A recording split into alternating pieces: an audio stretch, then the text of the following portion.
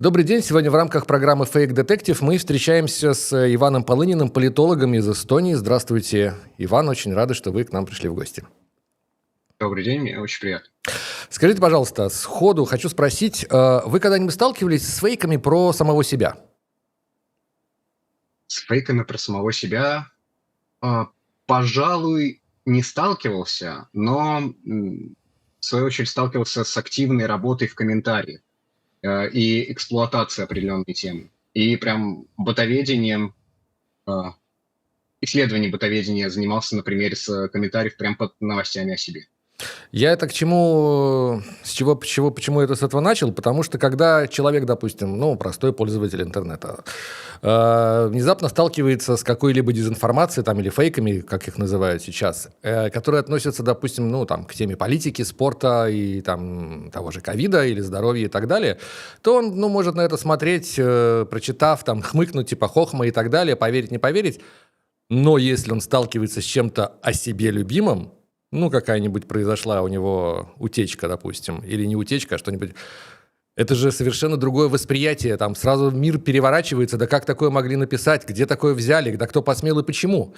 Вот это я к тому хотел сказать, что как бы правильно попробовать людям, которые сталкиваются с фейками, как их попробовать научить, чтобы они воспринимали вот эту вот дезинформацию не о себе, так же возмутительно, возмущенно, если бы они читали что-нибудь, вот, допустим, о себе. Вот такой вот у меня подход, вопрос. Знаете, а вот как исследователь я бы задал вопрос к вашему вопросу: а нужно ли, подобному учить? Не лучше ли, чтобы человек воспринимал все с, трезвой головой? Потому что когда эмоции начинают, преобладать, то люди часто делают вещи совершенно неумные.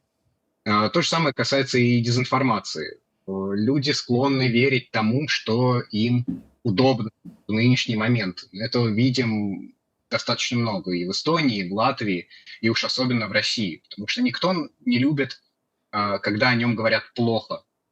И все любят, когда о них рассказывают что-то хорошее. Да, полностью с этим согласен. Когда я, допустим, читал о себе что-нибудь такое приятное, то, разумеется, расплываешься в улыбке, там, ой, как хорошо, большое, да, ай да я и так далее, и так далее. Но когда вот что-нибудь неприятное, то, два варианта. Или просто это дело закрыть и забыть об этом, как кошмарный сон, да, страшный, или попытаться аргументированно ответить, что нет, вы что, это же враки и так далее, и так далее. Буквально сегодня, это уже не про меня лично, но смотрите, я так как занимаюсь этим вопросом о фейках уже последние несколько недель, то, соответственно, вся лента у меня в том же Фейсбуке, да, она у меня радикально просто поменялась. Прямо вот можно замечать. И полчаса назад или там какое-то время назад, что у меня, вот просто я хотел сказать, листая эту ленту Фейсбука, и первое, что у меня выпадает, это камера, которая лежала на дне океана 110 лет, найдена. И вот, обратите внимание, последние фотографии. Она лежала рядом с «Титаником», с тонущего «Титаника». Разумеется, несколько фотографий. И дальше, обратите, кликайте дальше для продолжения просмотра. Разумеется, все это, искусственный интеллект или там, что там еще это может быть, нарисовало. Но на что я обратил внимание, вот, сразу видно, что, допустим, эти фотографии, прямо скажем, не оригинальные. 7 тысяч комментариев. 7 тысяч под каждым этим вот. Разумеется, если бы там не было 7 тысяч, то я бы, наверное, туда и не кликнул туда, на самом деле. Но интересно же, что люди пишут. Так вот, разумеется, в комментариях там было написано, что обратите внимание, разуйте глаза, и это же просто, не может такого быть, потому что 110 лет, во-первых, на дне, и так далее. Люди, которые обращают внимание на комментарии и пишут именно комментарии, что больше способствует распространению фейков? Комментаторы или, допустим, специально обученные люди, которые эти фейки, скорее всего, постят в надежде, что это как-то залетит?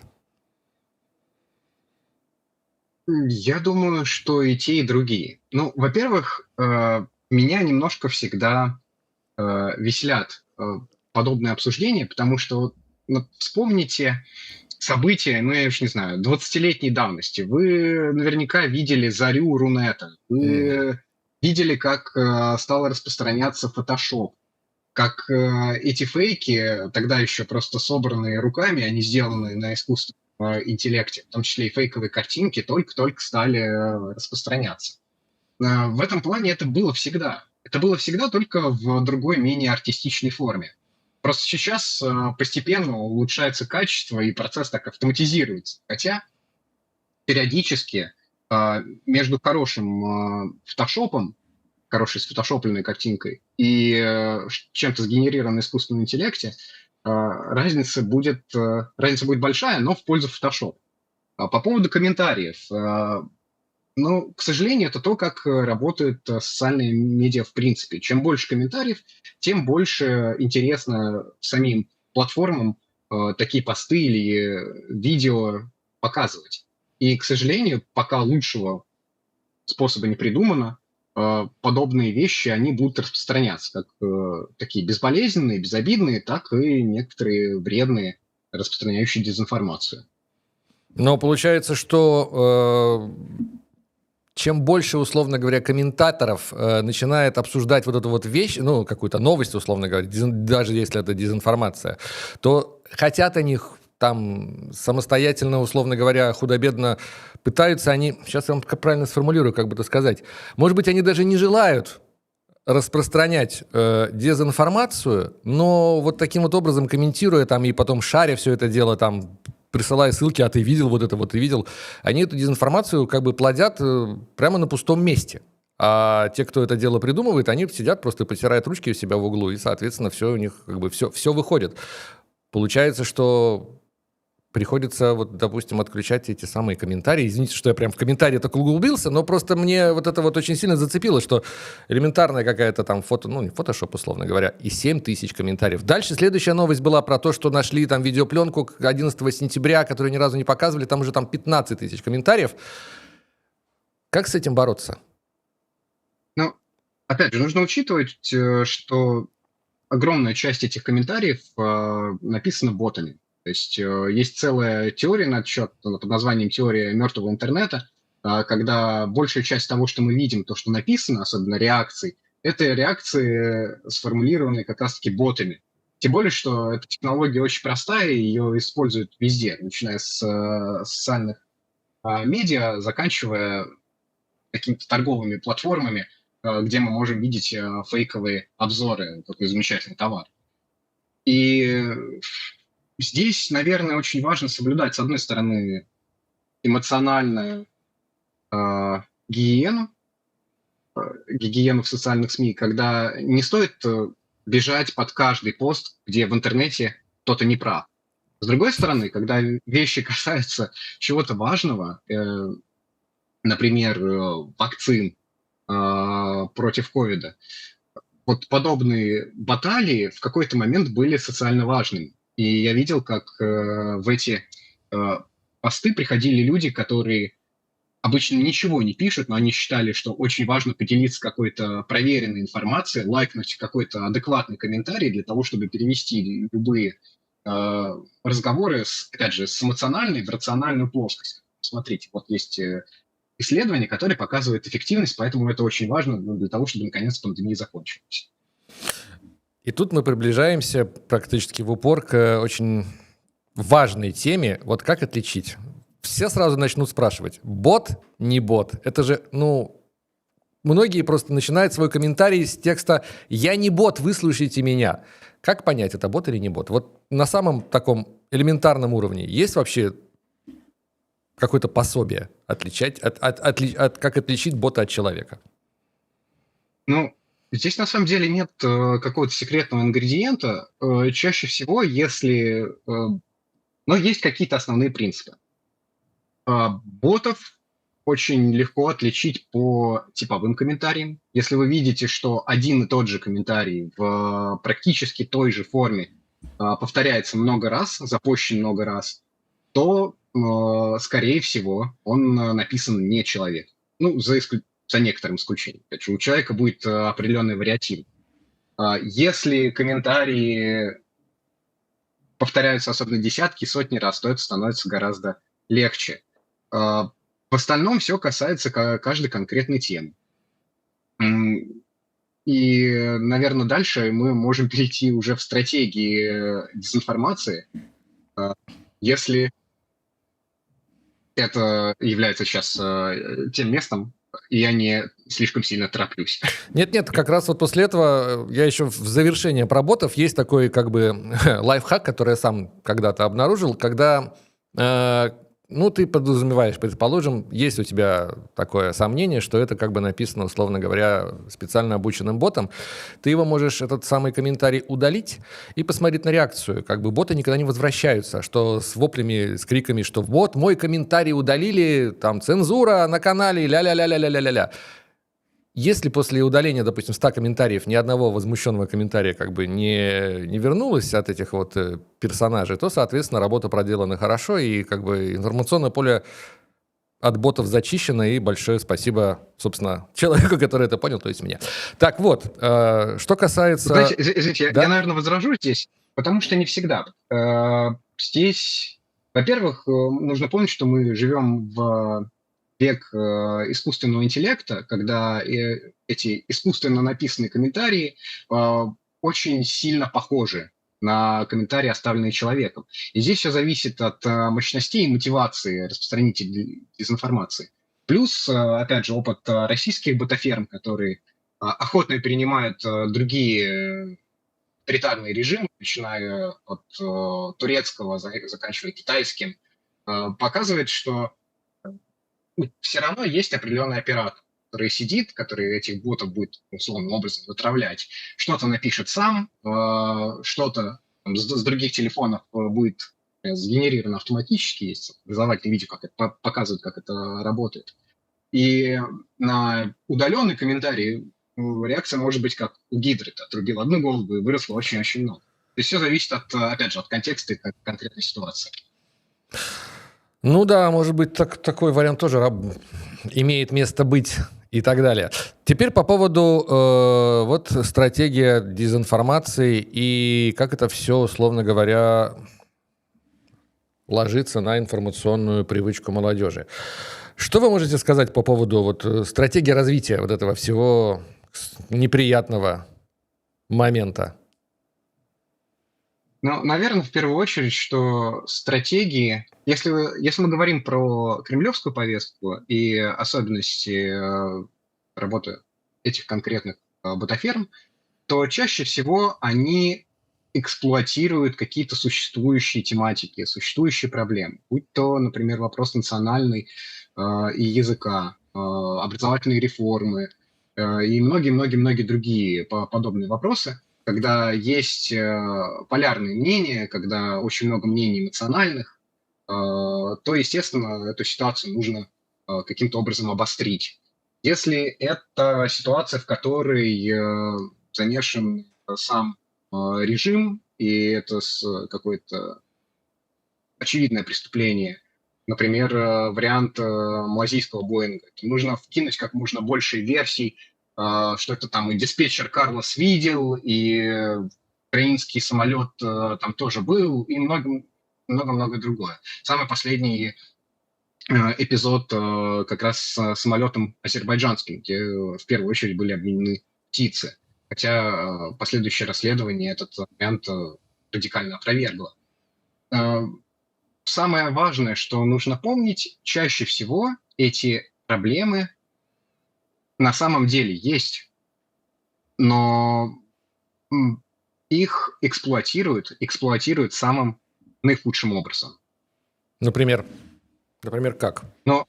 Например, если мы говорим о каком-то полярном вопросе, или как я уже упомянул, вариант с малазийским Боингом и со сбитыми самолетами, когда российский режим явно совершил преступление, то нужно это каким-то образом оправдать или, наоборот, нести такое отсутствие ясности, нагнать вот этих ботов, чтобы у человека возникла реакция пресыщения. Правда-то мы все не узнаем. Вон, смотрите, так сколько мнений. Что создать видимость, что это не белое и черное, да, самолеты сбивать нельзя, а вот на самом деле можно, но Если эта тема какая-то, касающаяся, например, или безопасности энергетической Латвии и Эстонии, э, явно есть проблемы с тем, чтобы обеспечивать, есть проблемы с функционированием биржи, но это проблемы демократических обществ, демократических режимов, которые работают над их устранением. С другой стороны, да, мы видим некий корабль российского теневого флота, который тащит 100 километров по дну якорь, перерывает кабель, потом говорит, это на самом деле не мы, хотя их за руку поймали. То же самое недавно выясняется с Латвией.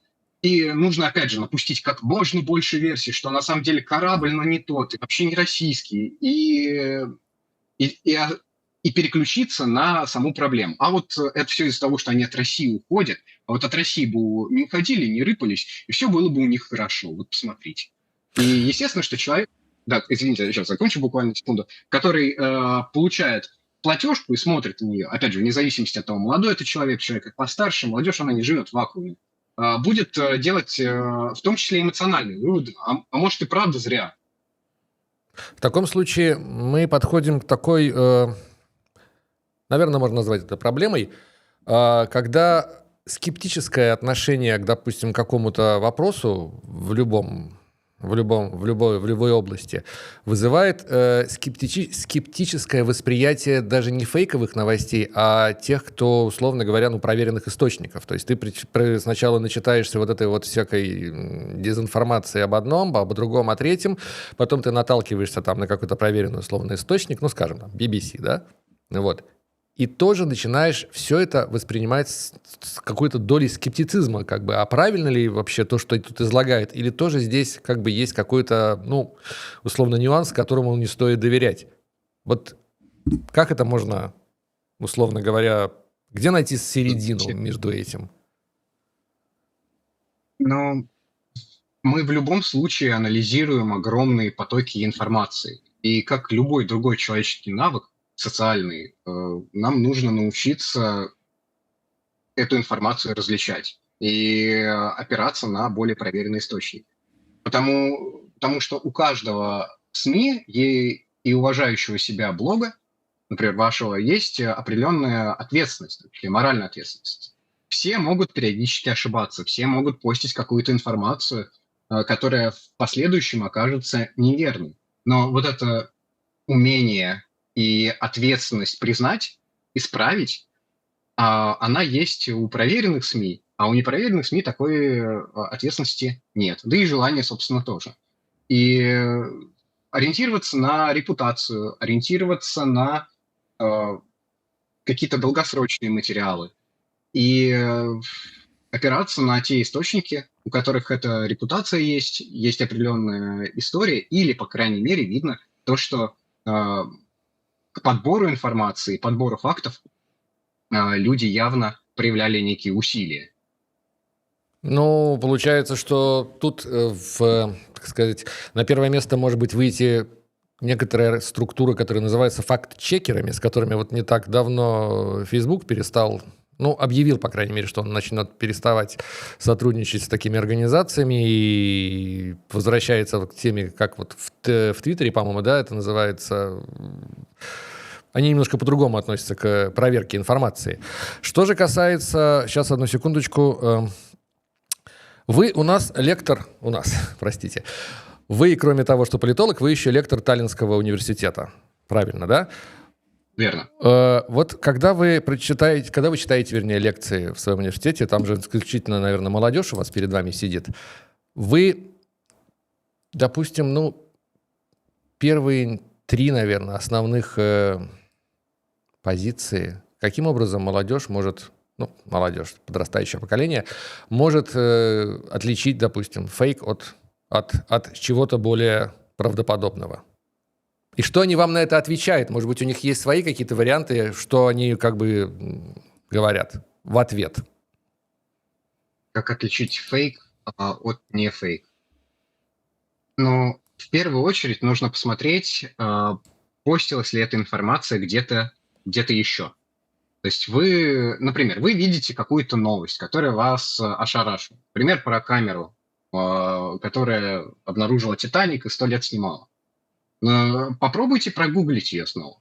посмотрите, есть ли она где-то еще.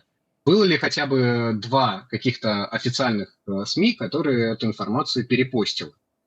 Или это какой-то э, один паблик, в лучшем случае в Фейсбуке. Второе, если эта информация какая-то более широкого спектра, касающаяся, например, вакцинации, или касающаяся каких-то, или касающаяся боевых действий сейчас во время войны в Украине, посмотрите, что пишут об этом профильные институты. Если это война в Украине, то это какой-нибудь будет институт исследований войны. Посмотрите на то, что пишут официальные средства массовой информации, у которых есть, опять же, ответственность перед своими зрителями, слушателями, читателями. Посмотрите на официальные источники, что они комментируют. Причем, если вы не удовлетворены и боитесь, что даже официальные источники могут информацию искажать, проверяйте несколько. Эти источники от нескольких стран. То есть если вы сможете найти как можно больше сторон, причем сторон проверенных, опять же, до определенной степени, то у вас есть больше шансов найти правду. А ваши студенты, которые приходят на лекцию, у них нет никаких своих, там, условно говоря, лайфхаков, которые... Ну, все же, когда подрастают и растут, думают, что они самые умные, и что вы мне тут рассказываете, я знаю лучше. Никто ничем не делится, вот каким образом они это все могут сортировать и отделять одно от другого. Ну, скажу так, я в Таллинском университете веду сравнительную политику в этом семестре, и остальные мои курсы очень похожи на, ну, или варьируются вокруг этого курса.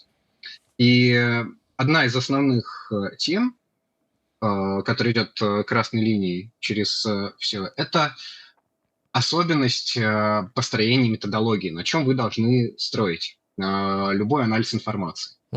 Если это информация, например, о политическом режиме страны, то есть о каких-то базовых вещах, найдите определенный отчет, например, аналитического центра, профессионально занимающегося анализом политических режимов, и посмотрите, что там написано. Сравните несколько индексов. Посмотрите, есть ли альтернативные индексы. После этого начинайте читать научные статьи, после этого переходите на средства массовой информации. И вот таким образом от фундамента вы идете уже в более глубокое погружение в страну в данном случае. В случае моего курса студенты выбирают страну и ведут ее на протяжении всего семестра. В этом плане методика будет очень сложной.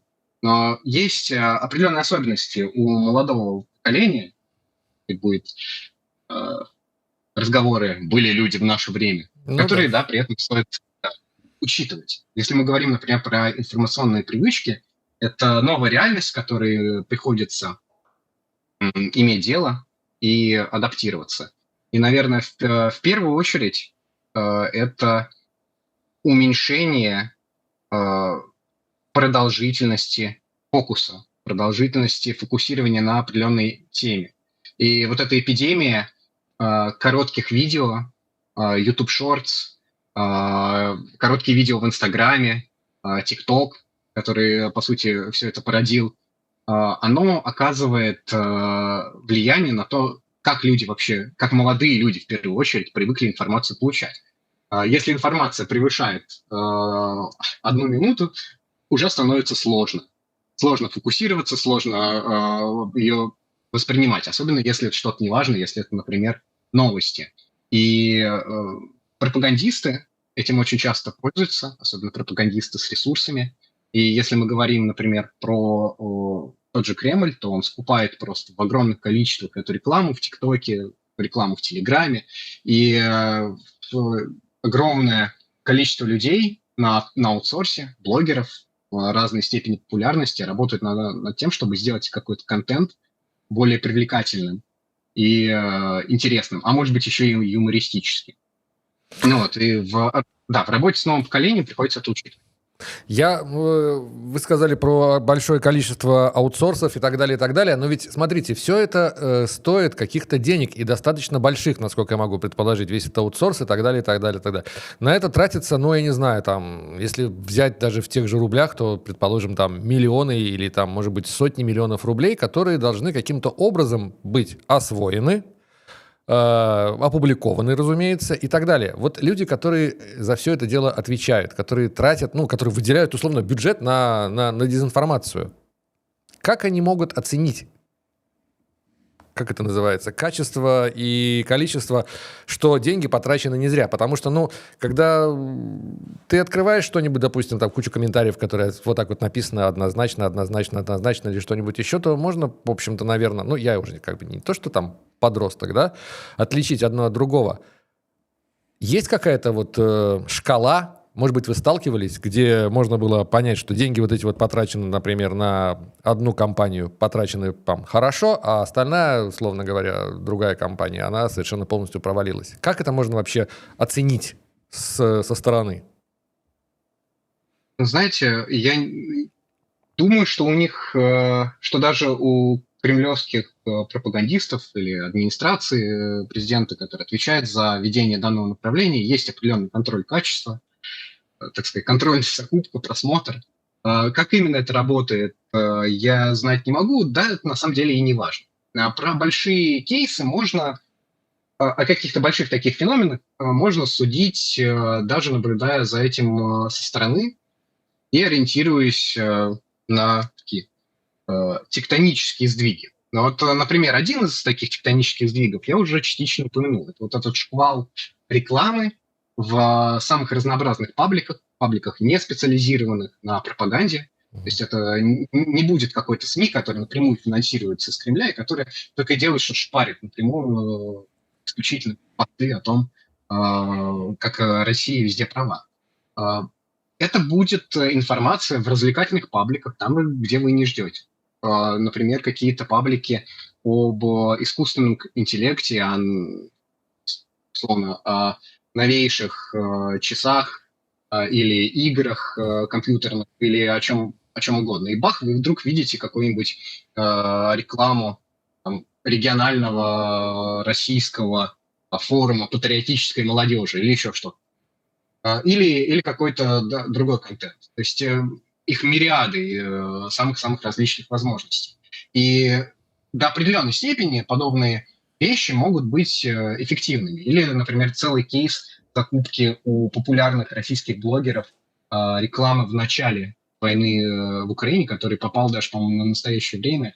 Они делали по этому репортаж. Ну и много кто делал, на самом деле, обзоры.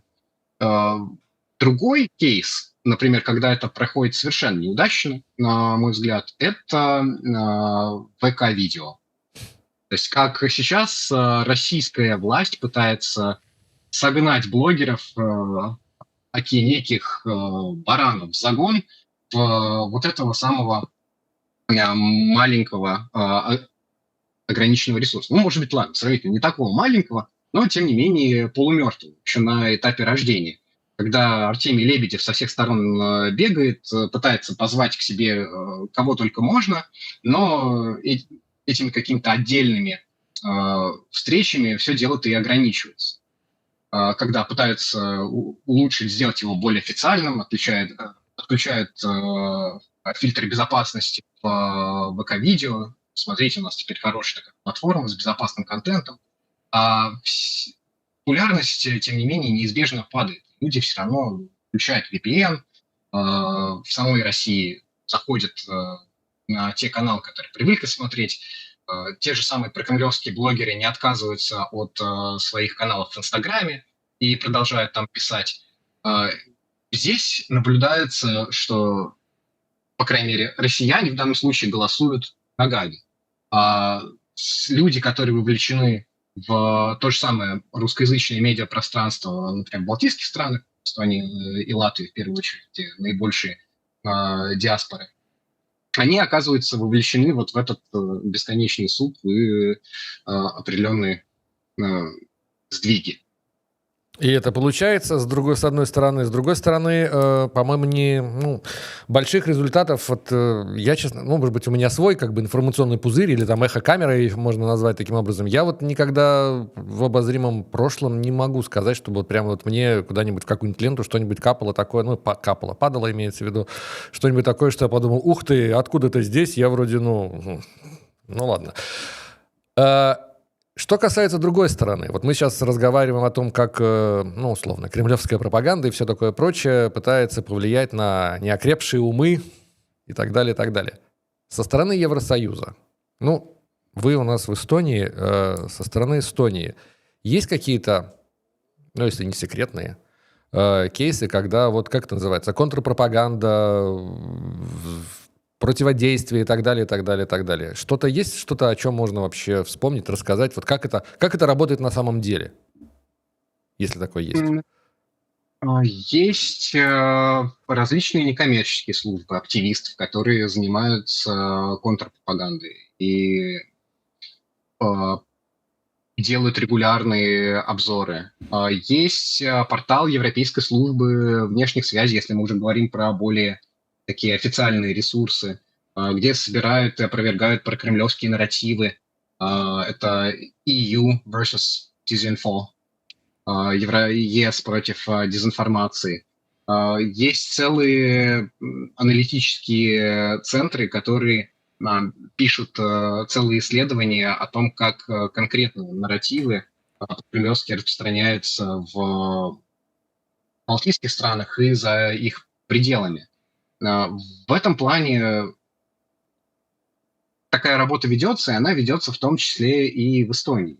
Плюс, наверное, одной из самых успешных стратегий, на мой взгляд, в самой Эстонии я вижу поддержку официальных русскоязычных СМИ, потому что с людьми необходимо разговаривать на их языке. Это очень важный вопрос представительства, это важный вопрос идентичности и важный вопрос самоощущения себя в стране. Когда ситуация двигается в обратном направлении, и когда вот это пространство для коммуникации сокращается, то русскоязычному жителю может становиться крайне некомфортно, может чувствовать то, что его идентичность является пугающей, какой-то не такой, и ни один человек себя в подобной роли чувствовать не хочет. И это нехорошо влияет на социальный капитал, на социальное доверие внутри страны. Поэтому поддержка официальных средств массовой информации, которые говорят в том числе о проблемных каких-то местах и о важных информационных поводах, она крайне важна. И особенно, когда у вас такой нестабильный, опасный сосед. Вот по-соседски, знаете, как из Эстонии в Латвию. Что-нибудь из последнего про интеграцию на разнообразных языках? Есть какой-нибудь кейс, который вы прям про который с гордостью можете рассказать, например? Кейс, про который с гордостью можно рассказать. Я бы сказал, что сейчас в Эстонии есть определенное движение в сторону поляризации политических вопросов. То есть я бы хотел рассказать больше о том, чем я горжусь, но это будет такая, знаете, как-то 50 на 50. То есть мы видим, что, например, в Латвии ситуация достаточно сильно поляризована в общественном поле. Когда я проводил сравнительное исследование несколько лет назад, для меня было большим шоком, что уровень владения языком в государственном в Латвии, он выше, чем в Эстонии у национальных меньшинств. А уровень поляризации политической, когда политики друг друга, мягко говоря, недолюбливают, он выше. А в Эстонии был наоборот. Местные русскоязычные эстонские знали похуже, но зато на уровне политики все было более-менее. То есть уровень поляризации был ниже. А сейчас мы Латвию активно догоняем в плане поляризации. И это не та тенденция, которую например, лично хотелось видеть, мне бы хотелось видеть больше э, дальнейшую, дальнейшую интеграцию, дальнейшее урегулирование вопросов немножко в другом ключе. И один, наверное, из хороших примеров это то, что важно поддерживать СМИ, важно, чтобы люди продолжали обсуждать это. Даже если это что-то такое, о чем сейчас говорить неудобно и что может вызвать какой-то шквал критики. Мы говорим про демократическое общество, а свободные СМИ – это основа демократии. Хорошее заявление. Всем бы его бы в уши, как говорится, да побольше. И, наверное, в завершении, вот смотрите, так как мы все равно возвращаемся к нашей фейкам, к дезинформации или просто к вранью, то вы, как человек, который, больше всех нас, наверное, общается со студентами, назовем их так, молодежью и так далее, как хотите называйте. Ладно, почему 3? Давайте чуть побольше. Или сколько у вас, допустим, на выбор, что вы скажете? Человек, который, допустим, простой рядовой, хочет понять, фейк, дезинформация или не дезинформация и не фейк. Он открывает портал, газету, все что угодно. С какими мыслями ему нужно вообще начинать читать что угодно в наше время? Потому что это, как вы сказали, любая реклама может выскочить там даже не в политическом, условно говоря, а где-нибудь в спортивном или в игровом портале. Как на это реагировать и понимать, что тебе, условно говоря, заливают какую-то чушь? Наверное, самый мой главный совет, который будет будет обобщать все то, что я сейчас дальше скажу, это научиться навыку активного чтения. То есть не когда ты просто читаешь и воспринимаешь ту информацию, которая перед тобой написана, или видео смотришь, то же самое. Но ты задаешь вопросы к тому, а что именно я сейчас прочитал, что именно я читаю. Вот первый вопрос, который стоит задать себе, что именно я читаю, что за жанр, что это такое? Это развлекательный материал, это образовательный материал, или это материал, написанный в СМИ, некий информационный. 2. С какой целью он написан? То есть для чего автор, который этот материал написал его? Какая была цель у него?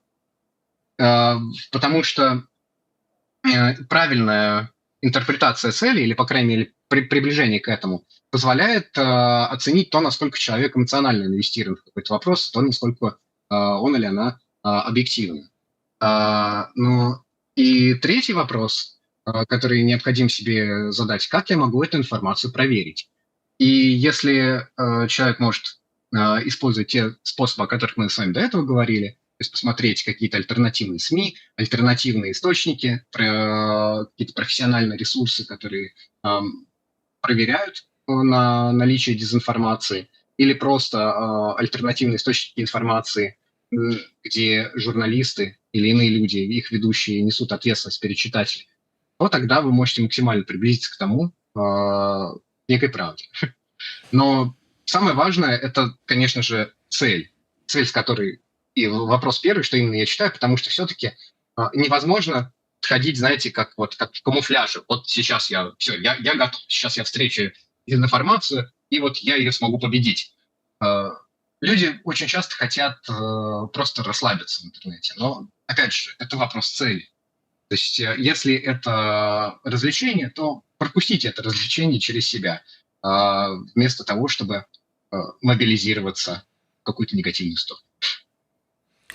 Ну что же, расслабляйтесь, но с умом, как говорится. Это был наш гость Иван Полынин, политолог и лектор Таллинского университета. Я надеюсь, что это была очень интересная и полезная информация для наших зрителей и слушателей, и подписчиков. Ставьте лайки. И большое спасибо, Иван. Я надеюсь, не последний раз. Увидимся в следующий раз. Спасибо большое. Абсолютно взаимно. Спасибо вам огромное.